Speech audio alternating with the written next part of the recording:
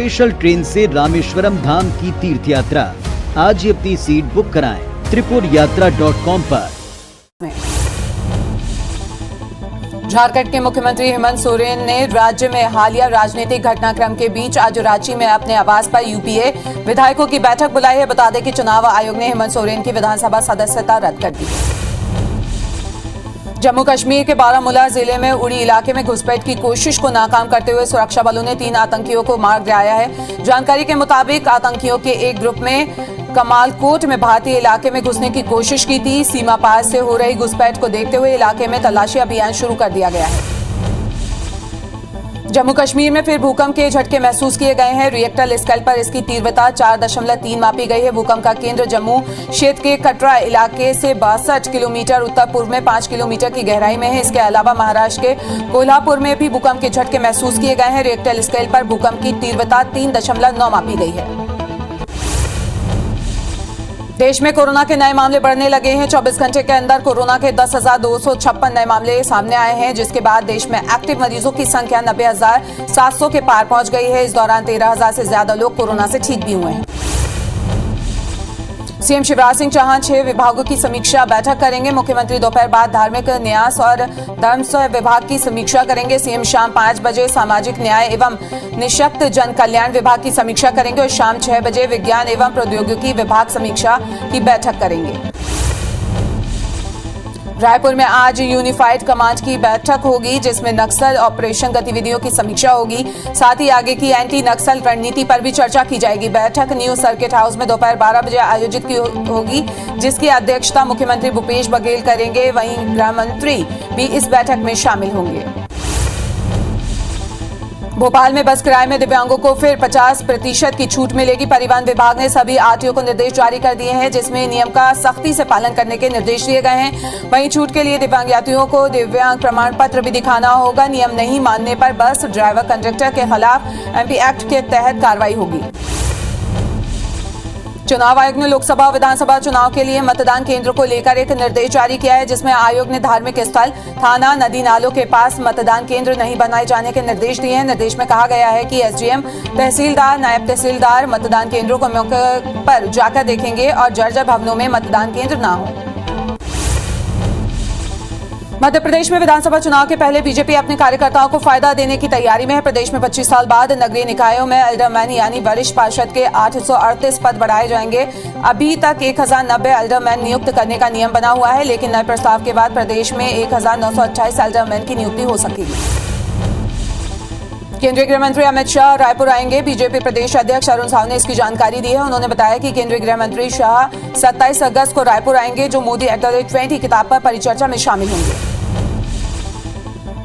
Canada के Halifax में आयोजित 65वें राष्ट्रीयकृत संसदीय सम्मेलन में छत्तीसगढ़ विधानसभा के अध्यक्ष चरणदास महंत शामिल हुए, जहां उन्होंने जलवायु आपातकाल और संसदीय संस्थाओं की जवाबदेही विषय पर आयोजित एक कार्यशाला को संबोधित भी किया और कहा कि प्रकृति और प्राणियों के मध्य आदर्श संतुलन में ही मानव जीवन का अस्तित्व निर्भर करता है। केंद्रीय मंत्री ज्योतिरादित्य सिंधिया आज रात 11 बजे ग्वालियर पहुंचे, जहां वे बाढ़ प्रभावित इलाकों का दौरा करेंगे। सिंधिया कल मुरैना, श्योपुर और भिंड इलाकों का जायजा लेंगे। वहीं 28 अगस्त रात 9 बजे भोपाल से दिल्ली के लिए रवाना हो जाएंगे। रायपुर में बुधवार को सीएम हाउस का घेराव करने वाले भाजपा कार्यकर्ता पर राजधानी पुलिस ने 2 और एफआईआर दर्ज की है। पुलिस ने बताया कि प्रदर्शनकारियों ने सिविल लाइन स्थित पीसीसी चीफ मोहन मरकाम के सरकारी बंगले के नेम प्लेट पर कालिक और मिट्टी पोती है। साथ ही ड्यूटी में तैनात सुरक्षा कर्मियों के काम में बाधा पहुंचाई है। इसके अलावा बैनर और पोस्टर को फाड़ने का काम भी किया है। रायपुर पुलिस ने बताया कि विकेश साहू और विवेक जायसवाल समेत अन्य सहयोगियों के खिलाफ केस रजिस्टर किया गया है। साथ ही पुराना सर्किट हाउस में पथराव करने और ड्यूटी पर तैनात पुलिस कर्मियों के साथ धक्का मुक्की के आरोप में केस दर्ज किया गया है। इस तरह पुलिस अब तक 8 एफआईआर दर्ज कर चुकी है। प्रदर्शन के दौरान वीडियो फुटेज के आधार पर पुलिस आरोपियों की पहचान कर रही है। छत्तीसगढ़ बीजेपी प्रदेश अध्यक्ष अरुण साव ने प्रेस कॉन्फ्रेंस की। इस दौरान उन्होंने बीजेवाईएम के हल्ला बोल कार्यक्रम को लेकर कहा कि सरकार के तमाम प्रयास के बाद भी आंदोलन सफल रहा। प्रदेश सरकार युवाओं के साथ अन्याय कर रही है। रोजगार नहीं दिया जा रहा, बेरोजगारी भत्ते का वादा भी नहीं निभाया जा रहा है। बीजेपी प्रदेश अध्यक्ष अरुण साव ने कहा है कि युवाओं के भविष्य के साथ खिलवाड़ हो रहा है। आंदोलन को दबाने का हर संभव प्रयास किया गया है। सरकार अपना वादा पूरा करे, हमारी यही मांग है। बीजेपी कार्यकर्ताओं पर एफआईआर को लेकर कैबिनेट मंत्री रविंद्र चौबे का बयान सामने आया। उन्होंने कहा है कि राजनीति में इस प्रकार की घटनाएं होती रहती हैं। हम भी विपक्ष में थे तो एफआईआर होती थी। प्रदर्शन के दौरान पुलिस कर्मियों को भी चोटें आई। शिक्षक दिवस पर देश के 40 शिक्षकों को राष्ट्रीय पुरस्कार मिलेगा। इन शिक्षकों को राष्ट्रपति द्रौपदी मुर्मू पुरस्कार देंगी। वहीं मध्य प्रदेश के 2 शिक्षकों को भी राष्ट्रपति पुरस्कार मिलेगा। रायसेन जिले के सलेगढ़ प्राइमरी स्कूल के शिक्षक नीरज सक्सेना और शाहजहांपुर जिले के हायर सेकेंडरी स्कूल के व्याख्याता ओम प्रकाश पाटीदार इससे सम्मानित होंगे।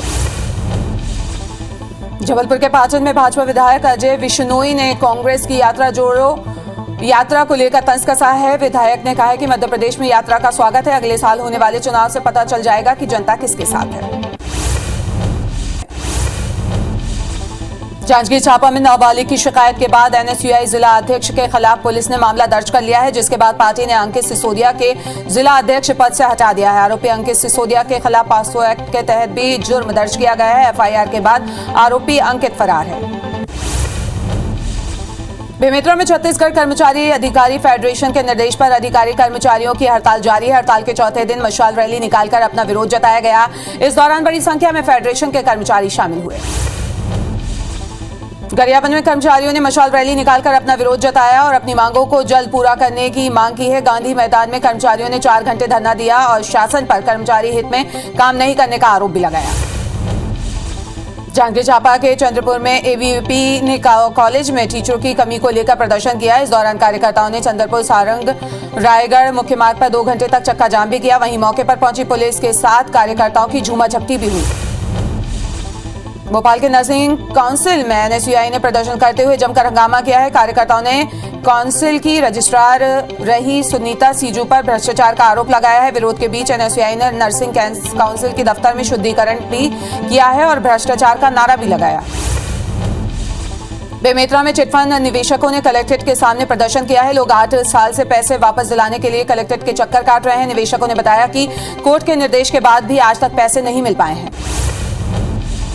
शिवाजी मार्केट के व्यापारियों ने इंदौर नगर निगम के दफ्तर का घेराव किया और जमकर नारेबाजी भी की। व्यापारियों का कहना है कि दुकान हटाने से उनके व्यापार पर बुरा असर पड़ेगा, इसलिए दुकानों को इसी स्थान पर रखा जाए। बता दें कि नगर निगम के सामने रिवर फ्रंट डेवलपमेंट के तहत विकास कार्य किया जाना है, जिसके लिए निगम को शिवाजी मार्केट को हटाने की जरूरत है। सफाई कर्मचारियों ने अपनी विभिन्न मांगों को लेकर आज नगर निगम के बाहर प्रदर्शन किया है। नगरीय निकाय जनवादी सफाई कामगार यूनियन के बैनर तले ये प्रदर्शन किया गया। सरायपाली के वसना विकासखंड में सरकारी अधिकारी कर्मचारी फेडरेशन की हड़ताल का आज 5वां दिन है। 2 सूत्रीय मांगों को लेकर कर्मचारी हड़ताल पर हैं। कर्मचारी केंद्र के समान महंगाई भत्ते की मांग को लेकर 22 अगस्त से हड़ताल पर हैं। रायपुर के फाफाडी चौक इलाके में दिन दहाड़े हथौड़ा मारकर हुई लूट के मामले में पुलिस के हाथ अब भी खाली हैं। सीसीटीवी फुटेज के हाथ में होने के बाद भी 3 दिनों से पुलिस सिर्फ जांच और तलाशी अभियान की दुहाई दे रही है, लेकिन हथौड़ा वाला हमलावर अब तक उसकी गिरफ्त से बाहर है। 2 दिन पहले ये दिल दहला देने वाली घटना रायपुर के फाफाडी इलाके में स्थित एसबीआई ग्राहक सेवा केंद्र में हुई थी।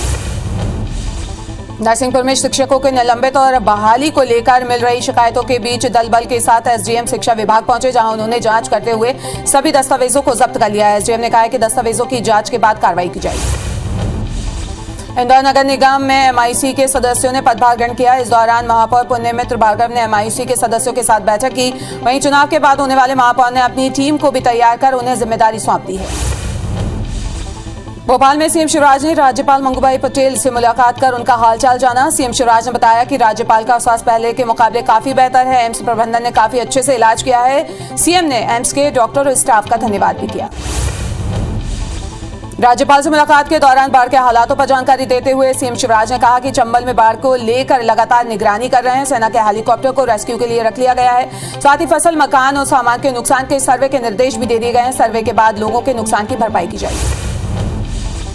मुरैना के मऊखेड़ा में एयरफोर्स ने हेलीकॉप्टर से 15 ग्रामीणों का रेस्क्यू किया है। मुरैना के 51 और भिंड के 10 गांव पानी में घिरे हुए हैं, जिसको लेकर सेना मैदान में लोगों का रेस्क्यू कर रही है।